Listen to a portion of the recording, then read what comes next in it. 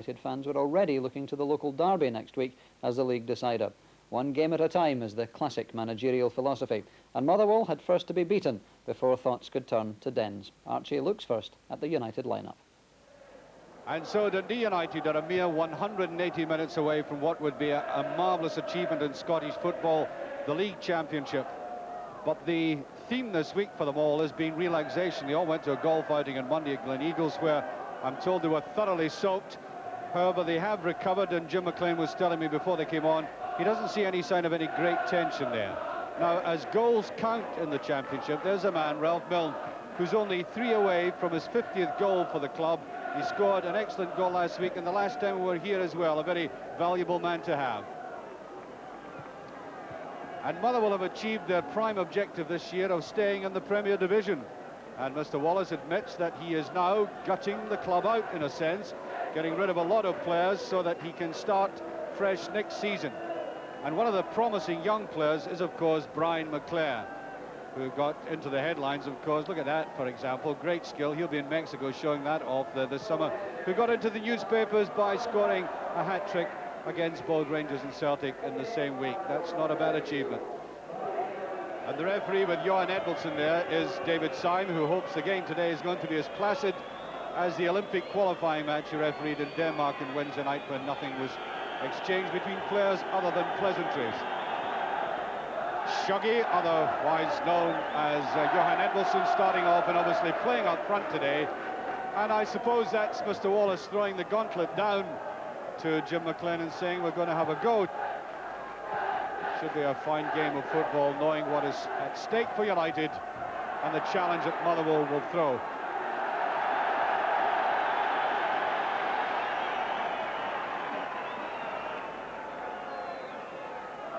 Stark, taken up by Milne. Billy Kirkwood, well underneath that. There's Billy Kirkwood, straight replacement today for Richard Gough, who's suspended but who'll be back again next week.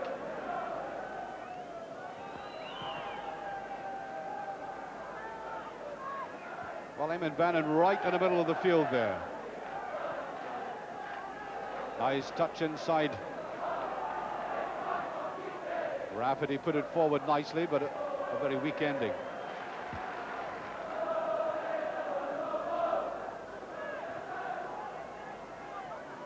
Kirkwood, bit of pushing there by Flavel. Free kick.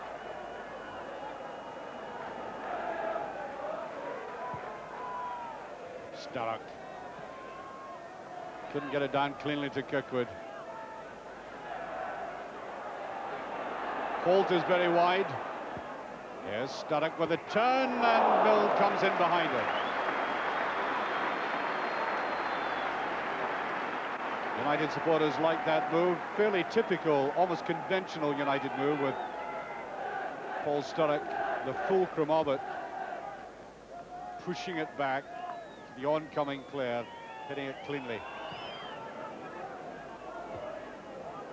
Awkward header there by Bannon. I think Malthus was probably better placed than Bannon was.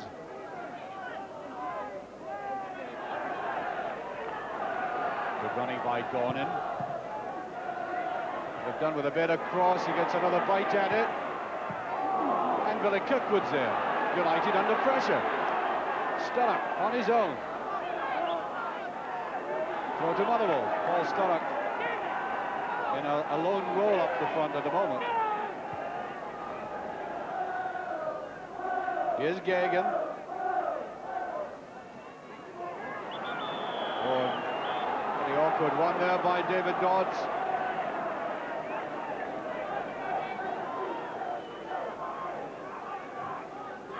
Well, there's a commander shouting the odds.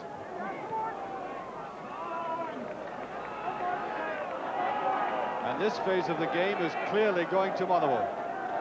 Halfway through the first half, and they're quite simply in command.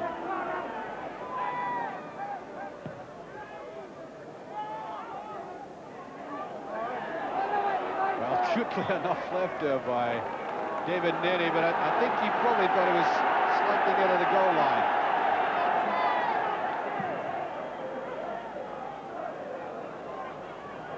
the back. Forbes is there, though.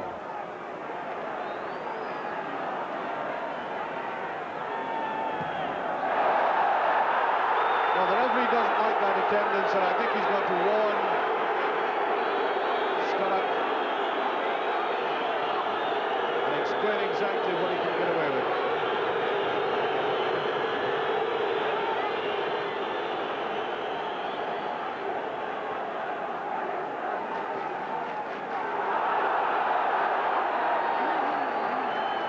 Whistle has gone for that.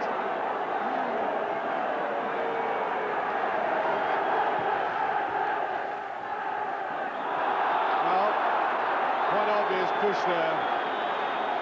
Rafferty right behind Bannon. Rafferty, who is one of the players, very strong midfield players, missed only 3 league games.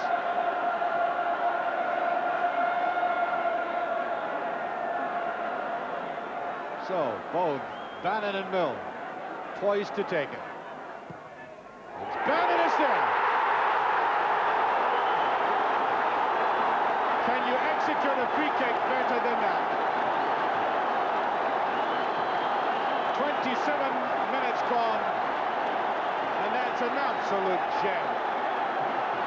That could conceivably be the best free kick I've seen in a long time. Judged to perfection. It had pace, power, accuracy, and counted. 1-0.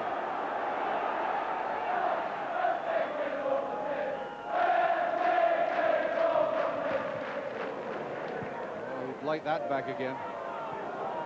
Gagan can't get it away. Malpas, and now David Dodds. Dede. Yes, Sturrock. Ralph Milne goes through, and that is almost an own goal. Well, the sheer pace of this man almost terrorized the defender. He wasn't quite sure what was going to happen. He just stuck the leg in to try and get it away as Milne accelerated. Here's Bannon. Yeah, pushing by Gagan. Bannon had got round him. That Eamon Bannon will take this free kick, but from there he might try to curl it, and that's very narrowly on the wrong side of the post. That's a corner kick, by the way. The player got the contact. Bannon with it. Very powerful one indeed. Stark. Another corner.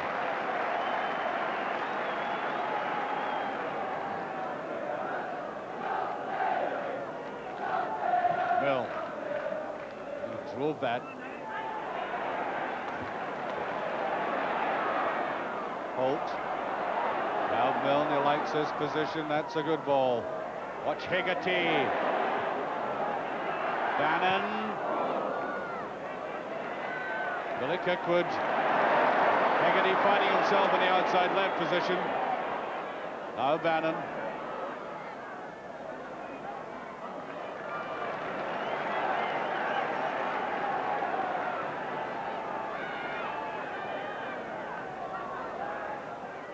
Sturrock, brilliant turning by Sturrock. That would have been a superb goal had it gone in.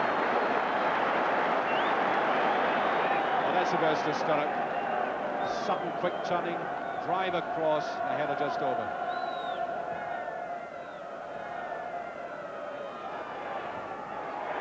Off the line by Dornan.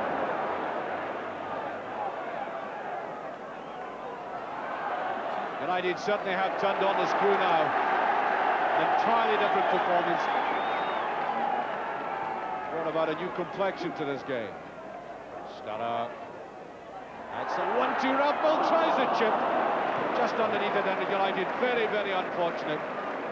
Only to be 1 goal up at this stage. It 3 great opportunities, but one has to say that the direct intervention of Motherwell defenders have deprived them. Good turning by Dodds. Gives it away, though. There's no offside. There's a great chance from McClare. Oh! He can hardly believe it. Well, here's the proof. Look at it. May have been the bouncing ball that put him off slightly, but he really did have the opportunity to calm himself down and get a bit of control instead of lashing out the way he did. Picked up well by Kirkwood. Free kick. Buzz of expectancy in the crowd. Free kick in exactly the same position, almost exactly as when Bannon scored that spectacular goal. And we have 15 seconds to go till David Syme there blows the whistle for half-time. Not a bad way to finish this half. Well, could he achieve a replica? I think he's going to have a go, you know. No, Neri changed it. And it all peters out. Well, in fact, perhaps United, and particularly Eamon Bannon, might have been better advised to have a go at the goal with so little of the play left. But there it is. United really should be 3 or 4 goals up at this stage. They have to content themselves with 1 goal, and what a goal to content yourself with. A spectacular free kick. Deadly in its accuracy and execution, and that obviously boosted the morale of the team, who had been looking decidedly stodgy up until that goal came. And the one thing that United cannot now afford to do is go off the boil, as they did in the game when we were last here, as they played Kilmarnock in the second half. That would be a tremendous waste for them. Well, I think the only threat at the moment to the game itself is the mist, which is beginning to roll down the pitch from right to left. In no immediate danger, but it's getting a bit ominous away to the right. That's the end that Dundee United are now attacking, and where the supporters have rested themselves down, and there's Billy Kirkwood. Good snappy opening to this half.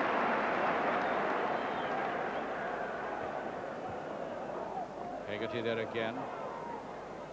Foul pass. Dodds took his eye right off it. And fouling.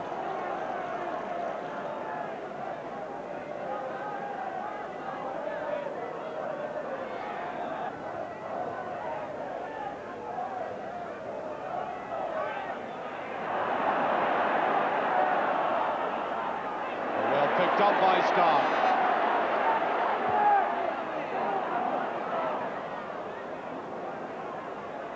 Forbes can't get away with it. Good sweeping, rather handsome move there by United.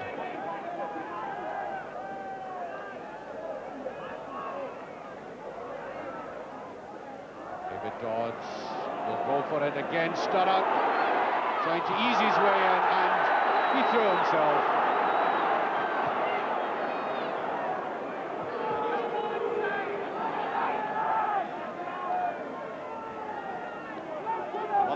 Say, putting up very stout resistance. And certainly not all blood and thunder with Motherwell today, playing with a degree of intelligence in the way they've marshalled themselves, broken away. Penalty kick given this time. Well. It's almost as if the last one were a rehearsal. And he has been troubling the Motherwell defence with his back to goal in the penalty area. He's very elusive. And when he turns and the tackle's late, and the penalty's inevitable, there was no doubt about that. So we have the penalty kick, and Eamon Bannon, with virtually 9 minutes of the second half gone, and the chance of scoring the second goal. Off we go.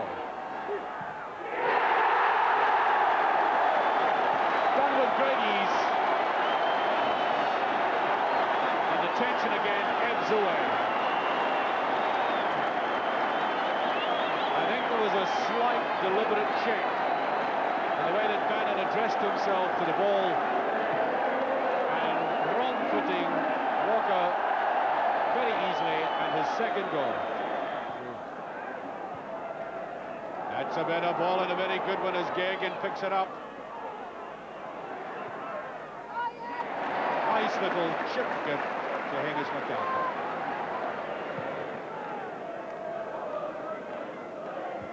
David Dodds, almost a clearing header. Free kick. And once or twice players have kicked the ball away like that, rather stupidly. So David Syme quite entitled to book Bobby Flavel. You know, sometimes you despair at the things that are needlessly done that cause penalties to the team. And Dodds is just over.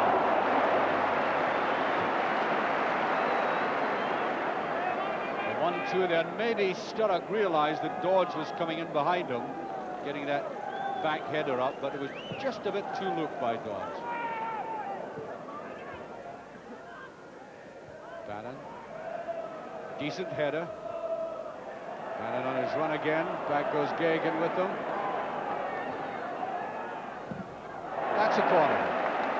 That's about all he could get there because Bannon had closed him down.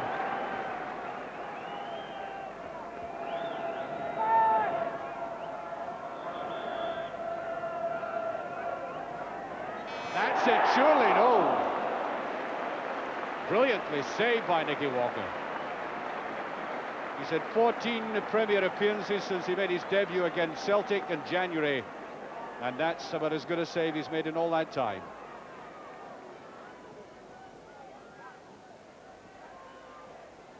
No, I think over-eager, the pair of them there, Stark and Hegarty. And the afternoon is definitely at its mistiest now, swirling right across, right to left.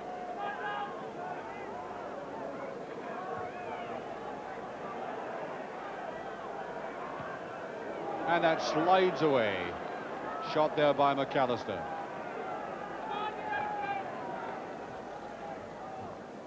Dodds. Totally underneath it.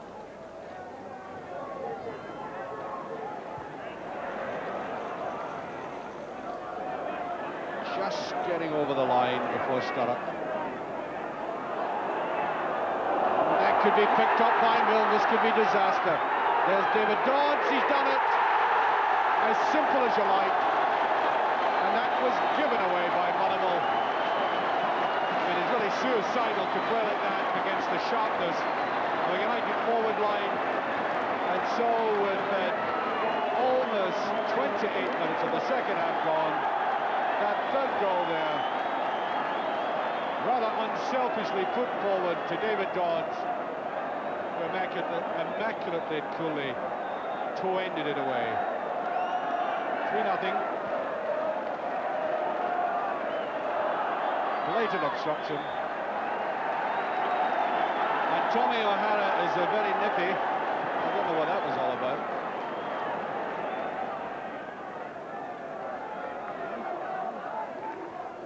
Here's Holt. Sturrock has got it back. And now they're beginning to get the same kind of pace as I've seen them at the best so many games. Brilliantly struck there. Sparked and a push by Sturrock. Well controlled, just slightly unfortunate. Almost taking the crossbar away. Malpas. Young full-back making a very good run of that. There's David Dodds! And Malpas had come inside him again. It's the first time that Malpas has made a really attacking move like that in a game, and it paid dividends. And he released the ball. It was done with intelligence. And although David Dodds did shoot, Malpas was actually coming up inside for a return ball.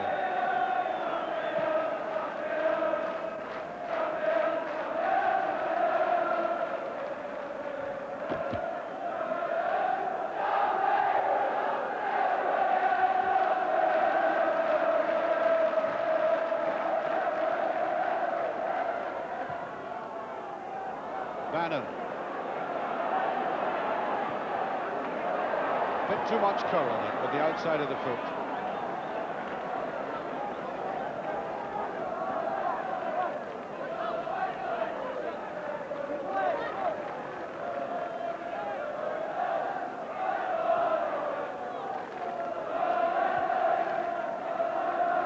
Dornan, high off it. 9 minutes remaining. It's been a good, entertaining game.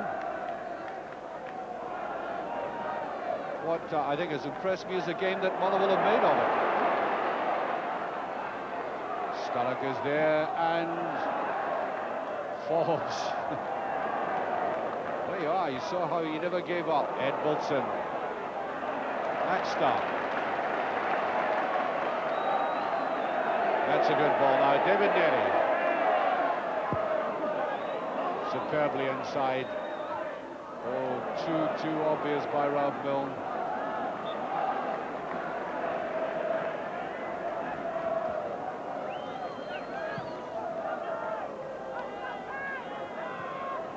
Hegarty.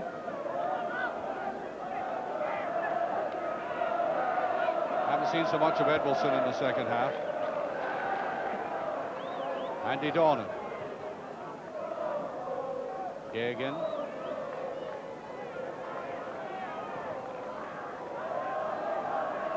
Holt watches it. Flavel. Dodds. This could be a fine break. Sturrock gets it. Bannon is moving. Here's Bannon. Here's Holt in the middle. And Milne and Dodds has scored. That's number 4.